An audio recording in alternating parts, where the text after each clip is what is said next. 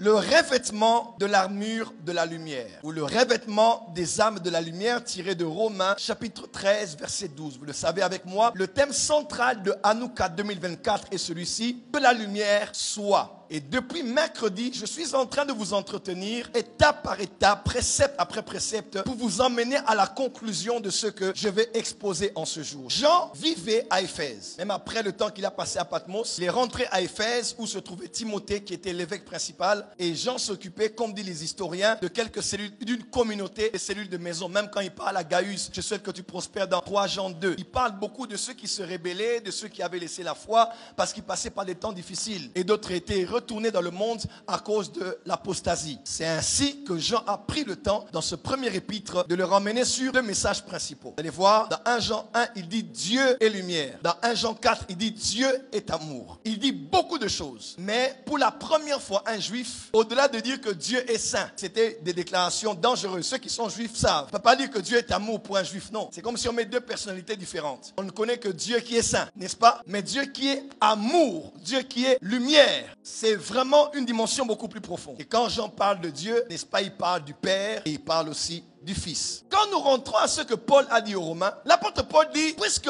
la nuit est avancée et que le jour approche, qu'est-ce qu'il dit? Que nous puissions nous dépouiller des œuvres des ténèbres et que nous puissions nous revêtir de l'armure de la lumière ou bien des armes de la lumière. Frères, les temps dans lesquels nous sommes sont des temps sombres, sont des temps des ténèbres, que ce soit dans les familles, que ce soit dans nos sociétés. Allez dans différents continents, à part les évolutions technologiques, à part tout ce qu'on a de beau et de développement aujourd'hui, vous serez d'accord avec moi que sur le plan des valeurs, des mœurs et de la croyance, la plupart des gens sont plus axés sur des doctrines ténébreuses que sur la lumière de Jésus-Christ. Et ces ténèbres, comme je vous avais dit cette année, seront de plus en plus épaisses. Avec ça, le péché va se multiplier. Avec ça, l'amour de plusieurs va refroidir. À cause de ça, les gens vont se détacher des églises. Je parlais à un pasteur, j'ai dit, cher ami, regarde bien, même dans ton église, les gens sont comme fatigués. Ça n'a rien à voir avec les faiblesses des hommes. C'est quelque chose qu'il y a dans l'atmosphère. Les gens ne sont plus pleinement engagés à Christ. Les gens n'ont plus totalement d'engagement dans les églises. Les gens ne sont plus liés aux autorités spirituelles. Parce qu'on ne comprend pas, mais il y a dans l'atmosphère, les ténèbres ont grandi. Voilà pourquoi Hanouka est la réponse. Dépouillez-vous des œuvres des ténèbres. Comment Paul peut dire aux croyants de Rome, vous devez vous dépouiller des œuvres des ténèbres? Est-il donc possible d'être lumière du monde et de produire les œuvres des ténèbres? Est-il possible d'être par son essence lumière, mais de vivre dans les ténèbres? L'apôtre Jean, on a donné l'exemple. Il parle ici, non pas aux païens. Généralement, quand Jean écrivait, il écrivait aux juifs dans 1 Jean. Et il a dit à ces juifs qui étaient des chrétiens, il a dit, vous êtes des frères. Il dit, celui qui aime, il est dans la lumière. Mais celui qui est, même s'il est né de Dieu, même s'il est lumière, il vit dans les ténèbres. Il ne sait où il va parce que les ténèbres ont aveuglé ses yeux. Nous sommes en ces derniers jours dans une période assez confuse, que ce soit spirituellement ou prophétiquement. Nous vivons dans une église aujourd'hui, chers serviteurs de Dieu. Nous vivons dans une église aujourd'hui, précieux peuple de Dieu, excellent serviteur et servant de Dieu. Une période durant laquelle les ténèbres sont en train de cohabiter avec la lumière.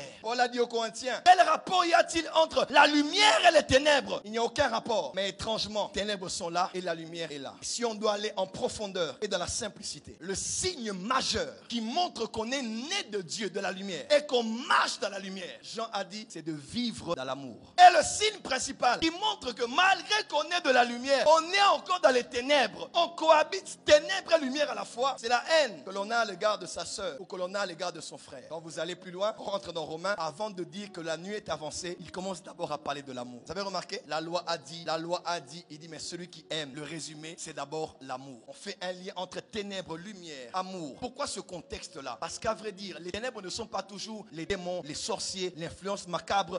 Vous cherchez des choses compliquées dans le combat spirituel. Les ténèbres, littéralement, veulent aussi dire la présence de la haine, malgré que la lumière est là. Et la présence de la lumière veut dire la présence de l'amour, alors que la lumière est là. S'il existe une armure en cette saison qui peut nous permettre de rester la lumière du monde, s'il existe une armure en cette époque, nous dans les 5 ministères et le peuple de Dieu avec, qui peut nous permettre de survivre dans les ténèbres de ce siècle, c'est ce 6 petits mots. A-M-O-U-R. 5 lettres. C'est pas prier 15 fois la journée. C'est pas jeûner 21 jours. La véritable lumière est manifeste en ce que nous vivons dans la lumière et nous aimons notre prochain. Peu importe ce que que tu connaîtras de la spiritualité, la lumière de ceci, la lumière de cela. La véritable lumière, c'est de vivre dans l'amour. Voilà pourquoi ne regrette jamais d'avoir aimé les gens. Ne regrette jamais d'avoir fait du bien aux gens. Ne regrette jamais d'avoir été une bonne personne pour une mauvaise personne. Et ne pense jamais que tu as perdu ton temps ou que tu as fait du n'importe quoi. Laisse-moi te dire, la sagesse de Dieu se cache dans l'amour. S'il y a quelqu'un qui pouvait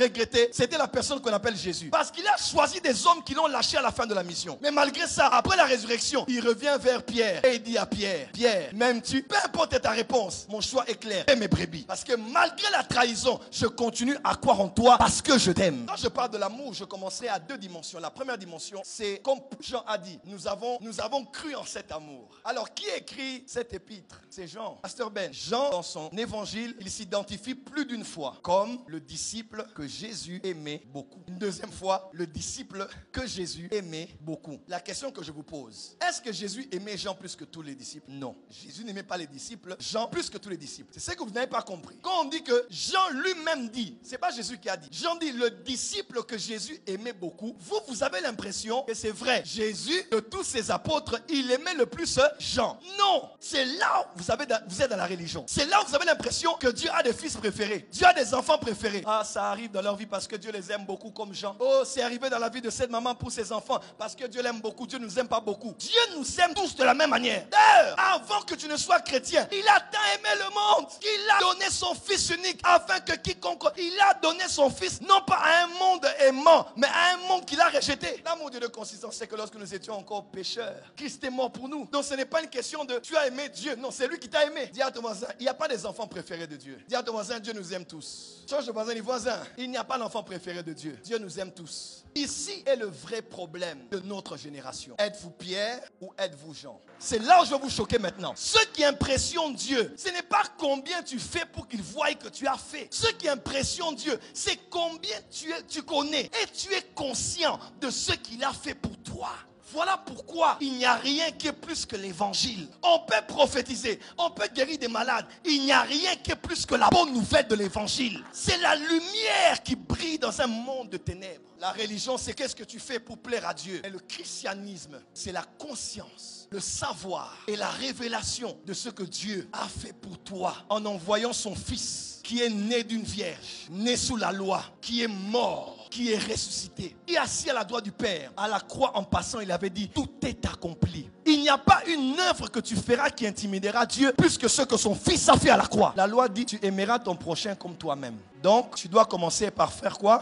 Par t'aimer. Après, tu feras quoi? Tu vas Est-ce que vous savez qu'il y a des gens qui ne s'aiment pas? Dans le Nouveau Testament, Dieu ne nous demande plus d'aimer notre prochain comme on s'aime soi-même. Parce que le standard de l'amour que tu donnes dépend alors de l'amour que tu possèdes. Nous savons que dans la grâce, ce n'est pas toi. Galates 3:24. Ainsi, la loi a été comme un pédagogue pour nous conduire à Christ, afin que nous fussions justifiés par la foi. Verset suivant. La foi étant venue, nous ne sommes plus sous ces pédagogues. Car vous êtes tous fils de Dieu par la foi en Jésus-Christ. À la foi en Jésus-Christ. Il faut beaucoup d'amour pour toi pour donner beaucoup d'amour aux autres. Hein? Ah ouais. Maintenant, si tu ne t'aimes pas, tu vas haïr tout le monde. Et on hait les hommes parce que nous nous haïssons nous-mêmes. Je termine avec le verset le plus important de la Bible pour moi en cette saison. Jean 13:34, je lis au nom de Jésus. Jean 13:34, écoutez. Je vous donne un commandement nouveau. Ah, aimez-vous. Attends, commandement nouveau veut dire il y avait aussi des commandements anciens. Il faut que l'ancien passe pour que le nouveau. Écoutez maintenant le commandement. Il dit je vous donne, lis. Je vous donne un commandement nouveau. Hein? Aimez-vous les uns les autres comme je vous ai aimé. Vous aussi aimez-vous les uns les autres. La loi a dit aime ton prochain comme toi tu t'aimes. Moi, je dis c'est plus possible. Ça glorifie l'homme. Ça élève l'ego de l'homme. Ta capacité à aimer les autres. Moi, je ne fais pas de ça. La loi était un pédagogue. Dieu avait fait la loi pour nous conduire à Christ. N'est-ce pas? Il fallait que l'homme sente qu'il ne peut plus de lui-même. Et qu'il doit dépendre d'une œuvre supérieure, en qualité et en quantité, que ce qu'il faisait, sur laquelle il devait placer sa foi. Et si Jésus a dit, n'aime plus ton prochain comme toi-même, mais aimez-vous les uns les autres comme moi, je vous ai aimé. Si je dois simplifier ça, la loi disait, aime prince comme tu aimes Joël. Mais Jésus dit, non, aime prince comme moi je l'ai aimé. L'Ancien Testament mettait le curseur de l'amour sur nous. La Nouvelle Alliance dit, ce n'est pas toi qui produis. Tu ne dois pas l'aimer comme tu t'aimes. Si tu te donnes peu, tu lui donneras peu. Ah ouais. Maintenant, regarde, réalise, comprends combien moi je l'aime. Et toi, tu vas l'aimer comme moi je l'ai aimé.